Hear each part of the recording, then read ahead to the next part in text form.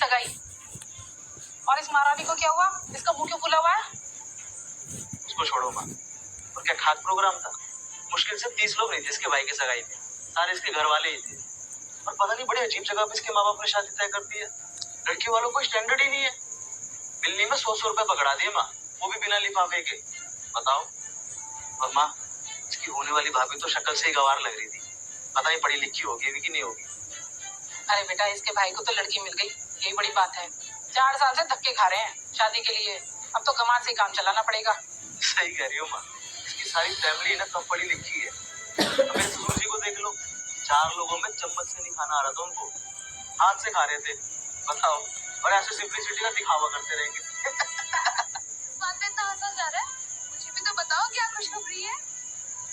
और सही समय पे आई है तू। और वो तेरे भैया की साले की सगाई थी ना, बस उसी की बातें चल। तो उन गवारों के यहाँ ऐसा क्या हो गया जो आप लोग इतने खुश हो? एक तो इसके भाई की सैलरी भी इतनी कम है, और पता नहीं इनका घर भी कौन से पुराने जमाने का बना हुआ है। कौन भले घर का लड़की देगा भला? हम अच्छे थे, हमारे जैसा परिवार मिला।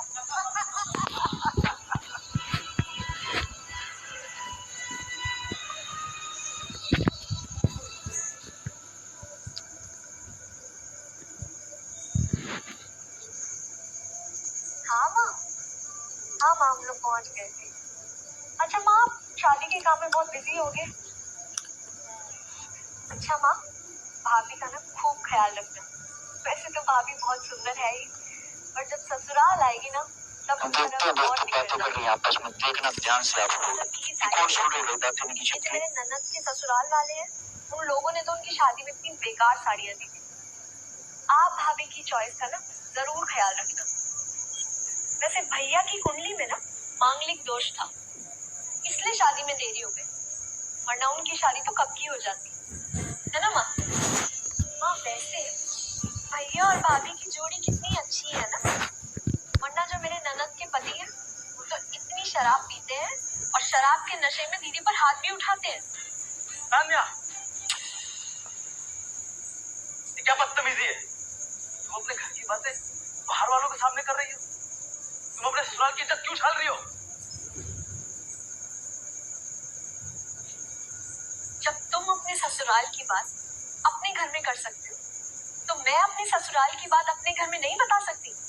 क्या ससुराल की इज्जत रखना सिर्फ बहुओं का फर्ज है? और जब दामाद का मन करे तो सबके सामने अपने ससुराल दोस्तों का किस घर में नहीं होती है? ये फैसला हर घर में कुछ न कुछ परेशानी तो होती ही है। फैसला करने का मैं पूछ रहा हूँ। इसका मतलब ये तो नहीं है कि सबके सामने एडवर्टाइजिंग करके ऐसे मजाक उड़ाया जाए।